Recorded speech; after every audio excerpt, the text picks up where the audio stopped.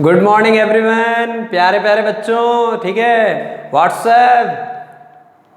अब अपन स्टार्ट करते हैं आज की क्लास। और देखिए मेरी बात सुनिए, कल मैं आपको थेल्स थ्योरम और कन्वर्स ऑफ थेल्स थ्योरम दोनों के बारे में बता चुका था। मैंने आपको बताया था थेल्स को कैसे प्रूव करना है, कन्वर्स ऑफ थेल्स को कैसे प्रूव करना है। तो एक तो एग्जाम में अगर आपकी किस्मत बहुत अच्छी है तब तो सीधा यही क्वेश्चन आ जाएगा कि थेल्स को प्रूव करिए या फिर कन्वर्स ऑफ थेल्स को। और कई बार आया हुआ है, फ्रिक्वेंटली, कम से भी कम ये क्वेश्चन एग्जाम में 7-8 टाइम्स आ चुका।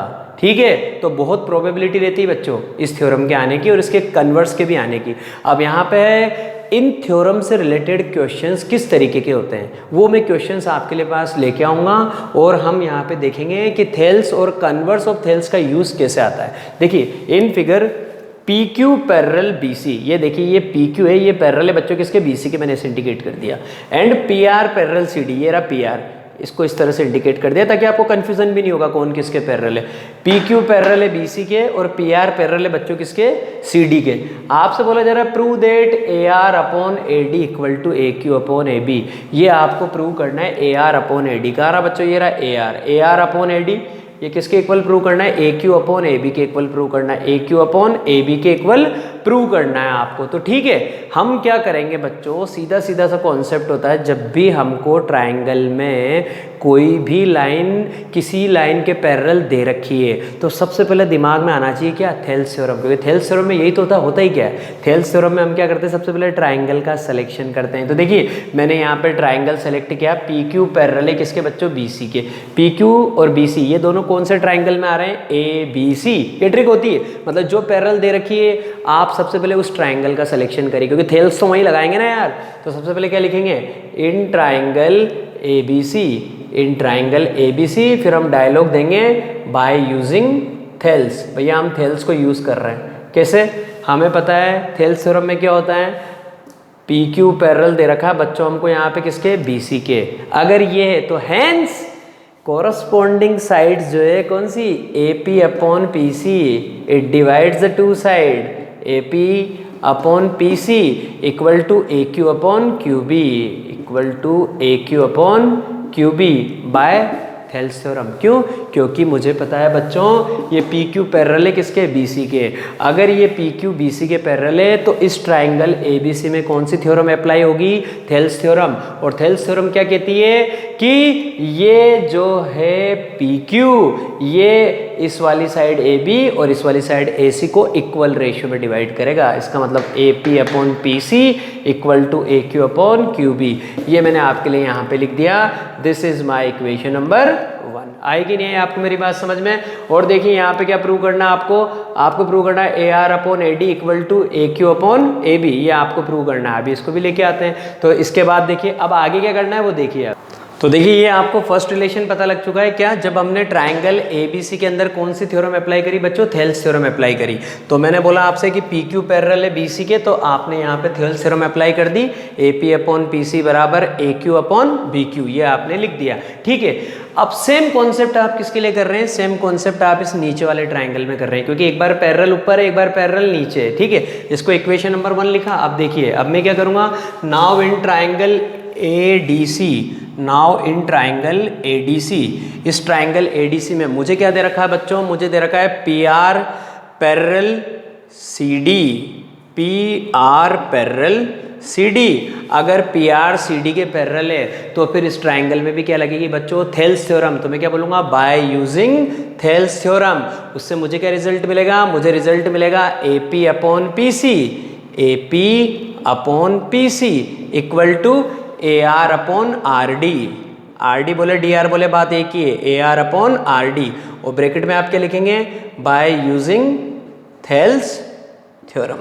थेल्स थ्योरम को अप्लाई करने पे आपको ये रिजल्ट मिला। तो पहला रिजल्ट तो क्या मिला था बच्चों, A P upon P C बराबर A Q upon B Q. Second result मिला आपको A P upon P C बराबर A R upon D R. This is your equation number 2।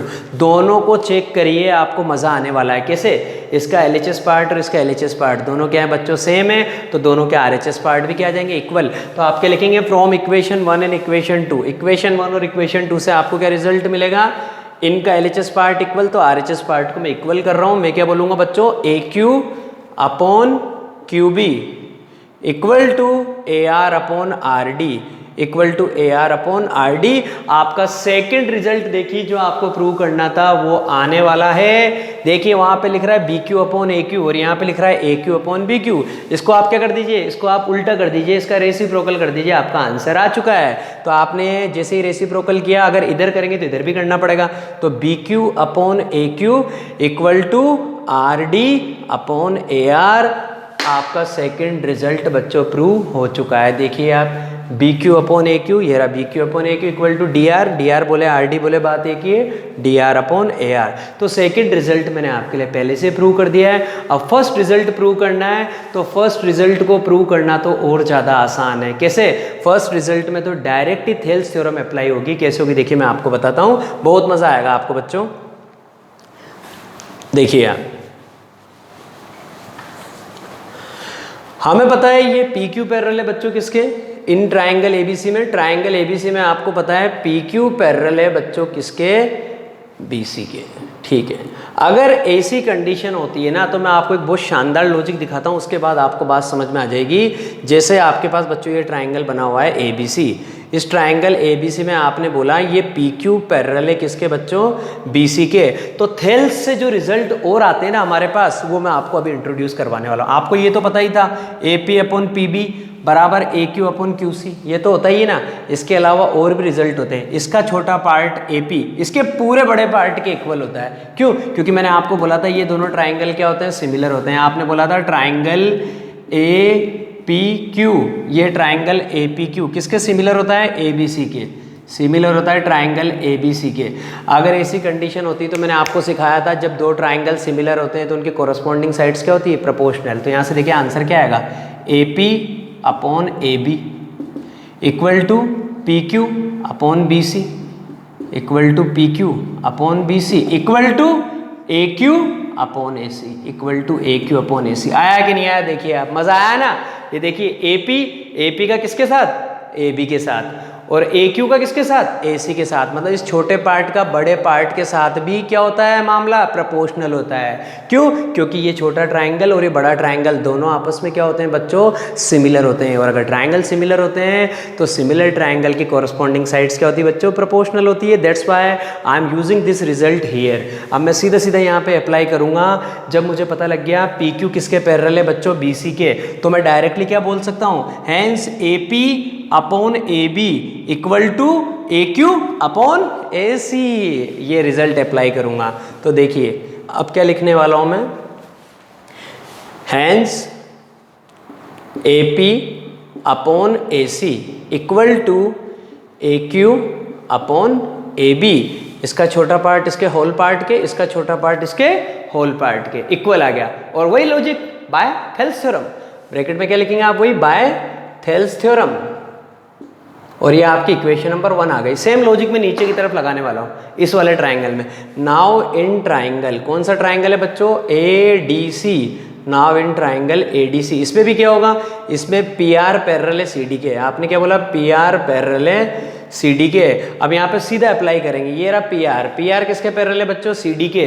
तो यहाँ से आपको लॉजिक पता लग जाएगा, A P upon A C whole part लेंगे, A P upon A C equal to यहाँ से A R upon A D. क्योंकि अगर आप ए पी के साथ ये वाला पार्ट ले रहे हैं तो ए आर के साथ आपको ये वाला पार्ट लेना पड़ेगा। तो equal to A R upon A D. ये देखिए बच्चों, A P upon A C equal to A R upon A D. This is your equation number 2 और ये आपकी इक्वेशन नंबर 1 थी। वापस मजा आ गया, ए पी अपॉन ए सी, यहाँ पे भी ए पी अपॉन ए सी। तो अब फ्रॉम इक्वेशन 1 एंड इक्वेशन 2 दोनों का L H S part equal है, तो दोनों का आर एच एस पार्ट भी इक्वल आ जाएगा। Hence from 1 and 2 A Q upon A B equal to A R upon A D. और मेरा रिजल्ट प्रूव हो चुका है। ये देखिए, A R upon A D equal to A Q upon A B. आया मजा? तो इस तरह से आपको थेल्स थ्योरम और कन्वर्स ऑफ थेल्स थ्योरम का भी आप क्वेश्चन लेके आएंगे। इनका यूज आएगा क्वेश्चंस के अंदर। तो देखिए इस क्वेश्चन में किस तरह से मैंने थेल्स थ्योरम को यूज में लिया है, आई होप आपको समझ में आ गया होगा। अब हम आपके सामने एक और क्वेश्चन लेके आएंगे, इस क्वेश्चन को अच्छे से देख लीजिए आप। ठीक है बच्चों? अब देखिए बच्चों, ये जो क्वेश्चन है आपके पास, इस क्वेश्चन के अंदर कन्वर्स ऑफ थेल्स थ्योरम का यूज आने वाला है, इसलिए मैंने ये क्वेश्चन लिया। पिछले क्वेश्चन में मैं आपको किसका यूज बता चुका हूँ, थेल्स थ्योरम का यूज बता चुका हूँ, और इसको मैं बताने की इतनी शानदार ट्रिक बताऊंगा, मेरी बड़ी स्पेशल ट्रिक है, बहुत मजा आएगा आपको। देखिए ये भी एग्जाम में आया हुआ क्वेश्चन है। In figure P S upon S Q बराबर P T upon T R, ये बात दे रखी है। मतलब P S upon S Q equal to क्या दे रखा बच्चों, P T upon T R. जैसे ये बात बोली मुझे मजा आ गया, क्यों? क्योंकि मुझे पता लगे कि इस वाली साइड का इसके साथ और इस वाली साइड का इसके साथ रेशियो क्या आ रहा है, इक्वल आ रहा है। और ये काम कौन कर रहा है, S T.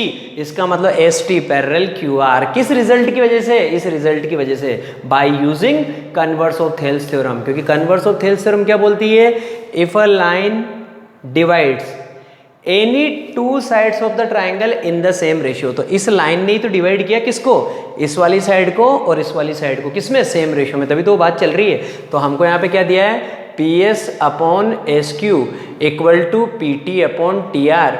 By using this result I can say that S T parallel Q R. तो मैं आपसे क्या बोलूँगा, hence S T parallel Q R by converse of Thales theorem, by converse of Thales theorem.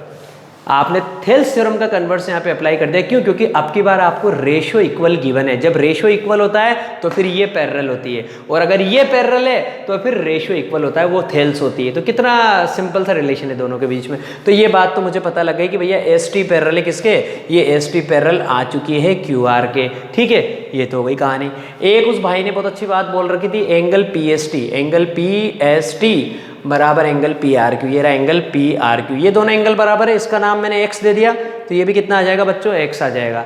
अब मुझे क्या करना है, मुझे प्रूव करना है कि ये ट्राइंगल जो है ना आइसोसेलेस ट्राइंगल होना चाहिए।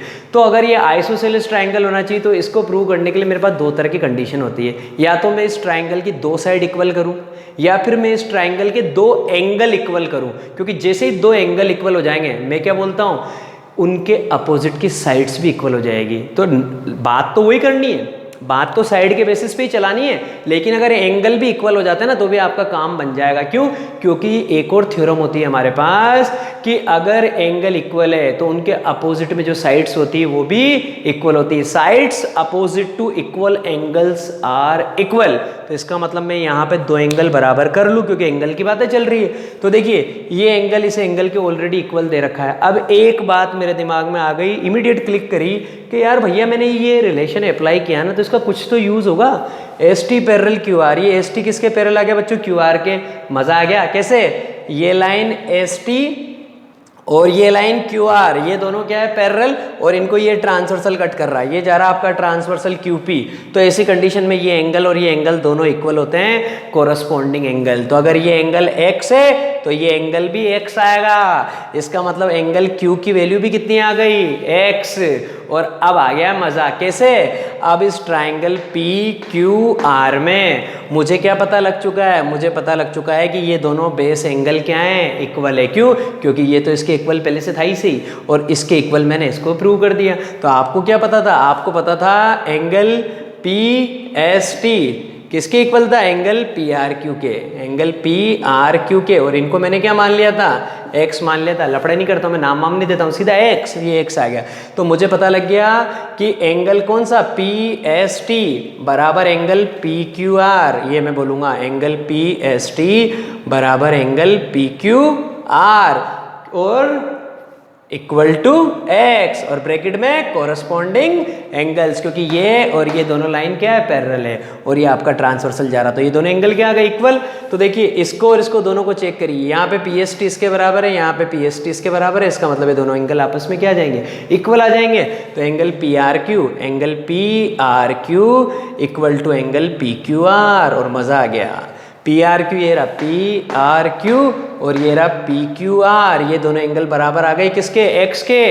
इसका मतलब इन दोनों के अपोजिट में जो साइड आएगी वो भी क्या आएगी, इक्वल। तो देखिए पी आर क्यू, ये रहा पी आर क्यू के अपोजिट में कौन सी साइड है, P Q, hence P Q, और पी क्यू आर के अपोजिट में कौन सी साइड है, P R, hence P Q equal to P R. और जिस ट्राइंगल की दो साइड इक्वल होती है बच्चों, वो ट्राइंगल क्या होता है, आइसोसेलेस ट्राइंगल होता है। तो अब लास्ट में जाके हम क्या लिखेंगे, hence triangle PQR is an isosceles triangle. I hope आपको मेरी बात बहुत अच्छे से समझ में आई होगी। बहुत अच्छा मैंने आपको लॉजिक दिया है, ठीक है। घर पे जाइए, इन क्वेश्चंस की प्रैक्टिस करिए और कल वापस मिलते हैं एक नए कॉन्सेप्ट के साथ, ठीक है बच्चों। तब तक के लिए गुड बाय, बाकी कल मिलेंगे।